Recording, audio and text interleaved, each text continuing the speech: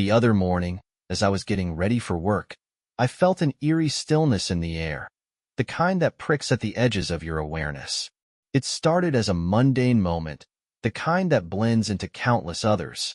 My daughter, Emily, walked past me with her small, sleepy shuffle. She didn't say a word, her gaze fixed forward, and headed straight for the bathroom to begin her morning routine. I didn't think much of it. Kids can be weird in the mornings, right?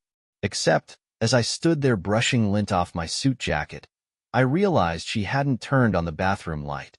A curious unease spread through me. Emily wasn't one to stumble around in the dark. She was always a bit timid about shadows. "Em, everything okay in there?" I called out casually, though my voice carried a slight tremor I hoped wasn't noticeable. No response. Frowning, I stepped to the bathroom door and pushed it open. Darkness engulfed the small room. I reached in and flipped the switch, bathing the space in a warm yellow glow. But she wasn't there. My pulse quickened as I checked the corners of the bathroom, absurdly thinking she might have squeezed herself behind the shower curtain or under the sink. Nothing. My stomach knotted, confusion swiftly giving way to a gnawing dread. Abandoning all pretense of calm, I climbed the stairs 2 at a time and burst into Emily's bedroom. There she was, tucked beneath her covers, the faintest snore escaping her lips as she slept soundly. Her face, serene and peaceful, gave no indication of movement or mischief. For a moment, I simply stood there, staring at her, trying to make sense of what had just happened. The air felt colder now, heavier. What had I seen downstairs? Who, or what, had just walked past me pretending to be my child? And more importantly, why? I couldn't shake the image of Emily walking by me downstairs. Her features had been unmistakable. The same auburn hair falling over her shoulders, the same small hands clutching her favorite stuffed rabbit. But as I stood there in her room, the pieces refused to fit together. The girl before me hadn't stirred. She was deeply asleep. The silence in the house felt unnatural, as if the walls themselves were holding their breath. My thoughts raced. Maybe I'd been mistaken. Maybe it was some trick of the light, or I'd imagined it entirely. But deep down, I knew better. Something had been there, something that had my daughter's face, and it was no trick. Determined to shake off the dread, I backed out of Emily's room and closed the door quietly behind me. The hallway stretched out before me, long and shadowy in the early morning light. Every creak of the floorboards beneath my feet felt amplified, like the house was warning me to tread carefully. I made my way back downstairs, drawn by a morbid curiosity to the bathroom where I'd first noticed the anomaly. The door stood ajar, just as I'd left it, and the light was still on, casting harsh lines against the tiled floor. I stepped inside, the faint scent of soap and shampoo filling the air, ordinary and yet somehow unsettling. I scanned the room again, this time more deliberately. The mirror above the sink showed only my own reflection, though I half expected to see something else, someone else, peering back at me. The shower curtain was slightly ajar, and I yanked it back, revealing nothing but a dry, empty tub.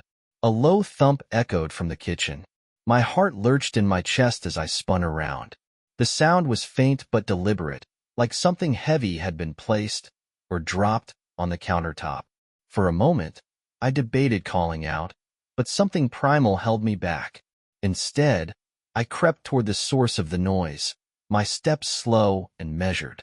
The kitchen was bathed in dim morning light, the windows revealing the barest hint of dawn. Everything seemed as it should be. The coffee maker sat untouched, the chairs neatly pushed under the table, and the countertops clear except for a few stray dishes. But the air felt different here, thicker somehow, as though it resisted my movements. Then I saw it. On the table lay Emily's stuffed rabbit, the one I had just seen clutched in her hands upstairs. Its button eyes stared blankly at me, and its small body seemed out of place against the polished wood. My pulse quickened as I reached out to pick it up, my fingers trembling. The fabric was warm, almost as if it had been held moments before. I froze, the weight of realization crashing down on me. This wasn't just some harmless coincidence. Something had left this here, something that wanted me to notice. The silence was broken by a soft, almost imperceptible giggle. It wasn't Emily's laugh. It was lighter, more sinister, like a mocking echo of her voice. The sound sent a shiver down my spine, and I dropped the rabbit onto the table as if it had burned me. Whoever, or whatever, was in my house was toying with me, and I had a sinking feeling it wasn't done yet. My breaths came shallow and rapid as the giggle faded into the suffocating silence. My fingers hovered over the stuffed rabbit, trembling, but I couldn't bring myself to pick it up again. Instead, I turned sharply, scanning every corner of the dimly lit kitchen. The faint hum of the refrigerator was the only sound now, but it did little to ease the tension that gripped me. I needed answers. I couldn't just stand there, paralyzed by fear. Slowly, I moved toward the kitchen door and peered into the adjoining living room. The faint light of dawn was creeping through the blinds, casting long, distorted shadows across the furniture. Nothing seemed out of place, yet I couldn't shake the feeling of being watched. "Who's there?" I demanded, my voice shaky but firm. It felt foolish to speak into the emptiness, but I had to do something, anything, to break the oppressive stillness. No response. Not a whisper, not a creak, not a breath. Just the deafening quiet. As I turned back toward the kitchen, a sudden movement caught my eye. My heart thundered in my chest as I spun around, searching for the source. Near the staircase, the shadows seemed to ripple, almost as if they were alive. My eyes strained to focus, and for a fleeting moment, I thought I saw a shape. Tall, humanoid, but distorted, as if the air itself had twisted to form it. "Emily?" I called out, hoping against hope that she had somehow woken and wandered downstairs. But even as I said her name, I knew it wasn't her. Whatever I'd seen wasn't human. The air grew colder, biting at my skin and sending a chill down my spine. My instinct screamed at me to run, to get out of the house, but something rooted me to the spot. I couldn't leave Emily upstairs alone, not with whatever this was lurking in the shadows. Summoning every ounce of courage I had, I stepped toward the staircase. The floorboards groaned under my weight, each creak sounding unnaturally loud. As I ascended, the darkness at the top of the stairs seemed to deepen, pressing down on me like a physical weight. I gripped the banister tightly, my knuckles white, and forced myself to climb higher. When I reached the landing, I stopped to listen. The hallway stretched out before me, lined with closed doors. Emily's room was at the end, the faint glow of her nightlight visible through the gap beneath the door. I started toward it, but before I could take another step, a low whisper drifted through the air. It wasn't Emily's voice. The sound was soft, almost like a breeze, but it carried a distinct cadence, a rhythm that sent shivers down my spine. The words were indistinct, but the tone was unmistakable, taunting, mocking, and eerily playful. It came from behind one of the closed doors. I turned my head slowly, my gaze landing on the door to the guest room. The whispering grew louder as I approached, the words still unintelligible but filled with malice. My hand reached for the doorknob, trembling, hesitating. Every instinct screamed at me to stop, to turn around and grab Emily and leave the house. But something compelled me to open it, a dark curiosity that overrode my fear. The door creaked as it swung open, revealing the dimly lit guest room. The curtains were drawn, leaving the room bathed in shadows. My eyes darted around, searching for the source of the whispers, but the room appeared empty. The whispering stopped abruptly, replaced by a heavy, oppressive silence. Then, I saw it. In the far corner of the room, where the shadows were deepest, two pinpricks of light appeared. Eyes, glowing faintly, staring directly at me. They were too high off the ground to belong to Emily, too steady to be a trick of the light. I stepped back, my breath hitching in my throat. The eyes blinked once, slowly, and a low, guttural sound rumbled from the shadows. It wasn't a growl or a snarl, but something far worse, a sound that carried a deep, otherworldly malice. I turned and ran, my feet barely touching the floor as I bolted down the hallway to Emily's room. I threw open the door and rushed to her bed. She was still there, still asleep, her small form undisturbed. I scooped her up in my arms, her body warm and real against mine, and bolted for the front door. As I reached the bottom of the stairs, I heard it again, that mocking giggle echoing through the house. But I didn't stop. I flung the door open and stepped out into the cold morning air, clutching Emily tightly. The world outside was eerily quiet, but it felt safe compared to the suffocating darkness I had just escaped. I didn't look back as I ran to the car, my only thought to get as far away as possible. Whatever was in that house wasn't human, and I had a feeling it wasn't finished with us yet. We drove in silence, the car's headlights cutting through the dim, early morning haze.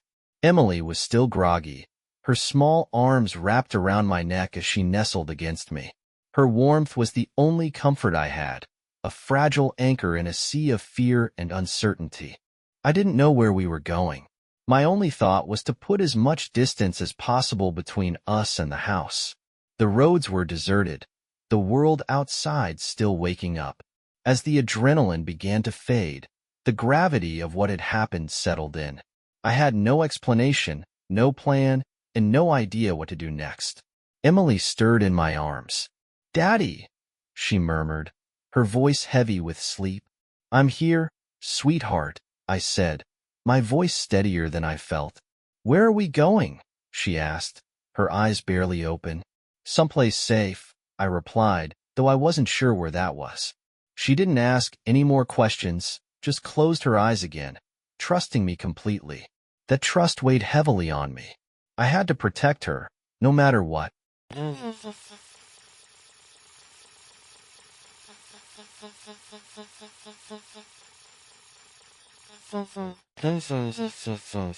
We ended up at a motel on the outskirts of town, a nondescript place with peeling paint and a flickering neon sign.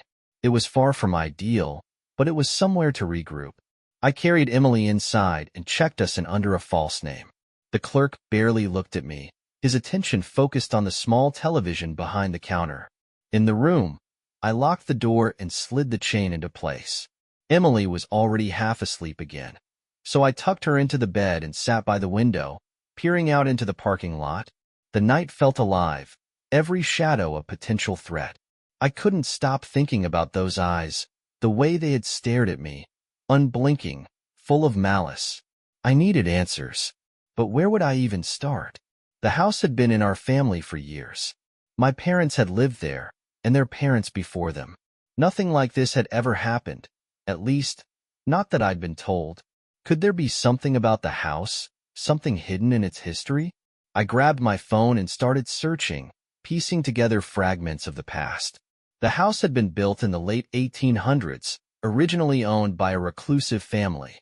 Rumors swirled about disappearances, strange occurrences, and a tragedy that had left the house abandoned for decades before my grandparents purchased it. The stories were vague, half-forgotten legends passed down through the years. One detail caught my eye, the mention of a child. A young girl, the daughter of the original owners, who had vanished without a trace. Her name was Margaret, and some said her spirit never left the house. Others whispered of something darker, a presence that had claimed her and would never let go.